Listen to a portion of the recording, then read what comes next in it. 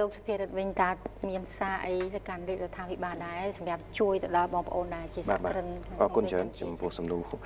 ដ៏សំខាន់និងពិសេសនេះបាទមែនតើដូចជាអ្នកគ្រូយុវបុរីបានលើកឡើងយើងសង្កេតឃើញថាក្នុងរយៈពេលជាមួយឆ្នាំមុននេះរដ្ឋាភិបាលអាណត្តិថ្មីលោកបានប្រឹងប្រែងច្រើនមែនទែនហើយខ្ញុំរត់ទៅចាប់អារម្មណ៍ដោយសារខ្ញុំនៅក្នុងវិស័យ Digital លោកបានច្បាស់ហើយបងប្អូនក៏បានដឹងដែរសហគ្រិនមួយចំនួនក៏បានជ្រាបដែរថា Digital ត្រូវបានចាត់ថ្នាក់នៅក្នុងចំណុចអាទិភាពទាំង5បាទនៅក្នុង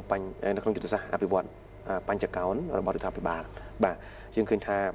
តើណាក៏យើងនិយាយអំពី Digital ដែរប៉ុន្តែអ្វីដែលជាការสนับสนุน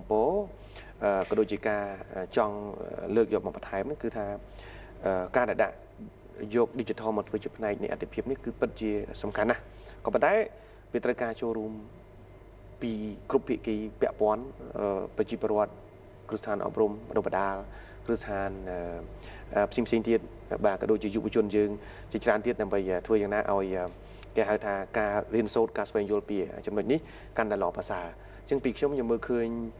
ស្តៀងជាមួយអ្នកគ្រូយុវបុរីដែរទៅលើគុណវុឌ្ឍរបស់ពលកម្មកម្លាំងពលកម្មរបស់កម្ពុជាមាននិយាយទស្សនវិជ្ជារួមធំបន្តិចចុះថាគុណវុឌ្ឍឬក៏សមត្ថភាពនៃពលករឬក៏កម្មករកម្ពុជានៃដែលយើងត្រូវតែបដោតការយកទៅដាក់ខ្ញុំគិតថារដ្ឋាភិបាលលោកបានមានកញ្ចប់ថាវិការបង្កើតកម្មវិធីច្រើនណាស់ប៉ុន្តែខ្ញុំជប់គិតថាការបង្កើតនេះវារឹតតែបន្តបង្កើតបន្ថែមទៀតហើយធ្វើយ៉ាងណាឲ្យមានប្រព័ន្ធតាមដានដើម្បីវិតម្លៃដូចអ្នកគ្រូមានមុខងារ KPI គេហៅវិតម្លៃទៅលើ performance របស់អង្គភាពពាក់ព័ន្ធនីមួយៗដើម្បីធ្វើយ៉ាងណាឲ្យប្រសិទ្ធភាពនេះកាន់តែល្អប្រសើរជាងមុនជាការពិតយើងប្រទេសក្មេងខ្ចីប៉ុន្តែខ្ញុំគិតថាការរៀបចំនៅគោលនយោបាយផ្សេងៗនេះជាពិសេសគឺគោលនយោបាយដែលធ្វើយ៉ាងណាឲ្យកម្ពុជាបោះជំហានទៅមុខរៀងលឿននេះវាត្រូវការធនធានមនុស្សជាអាទិភាពតែម្ដងអញ្ចឹង Digital ដែលខ្ញុំលើកឡើងមុនហើយប៉ុន្តែរឿងធនធានមនុស្សជារឿងសំខាន់អញ្ចឹងត្រង់កន្លែងធនធានមនុស្សខ្ញុំជាការស្នើដល់រដ្ឋាភិបាលលោកបន្តចាក់ទុនបន្តការគ្រប់គ្រងទាំងថវិកានិងស្មារតីទាំងបច្ចេកទេសក៏ដូចជាតាមដានឬក៏វាស់វែងនៅ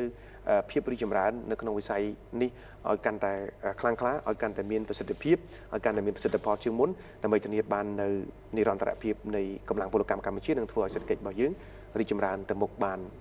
អង់គ្លេសគេហៅ leapfrog បោះជំហានទៅមុខរៀងលឿនខ្លាំងជាងសន្ទុះធម្មតាបាទ